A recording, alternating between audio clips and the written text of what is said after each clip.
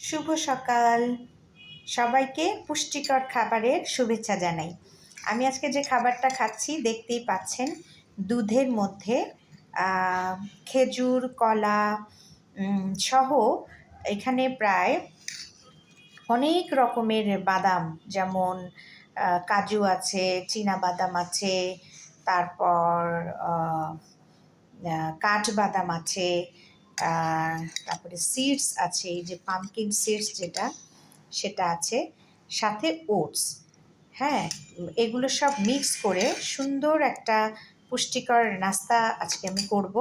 সাথে থাকবে পেঁপের জুস। এখানে প্রায় অর্ধেকটা পেঁপের জুস করেছি, বেশ একটু ঘন করে।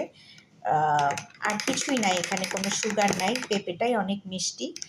এরকম করে আপনারা যখন একটা ভালো খাবার খাবেন, দেখবেন দিনটাও ভালো যাচ্ছে এবং আপনি এনার্জি নিয়ে কাজ করতে পারছেন।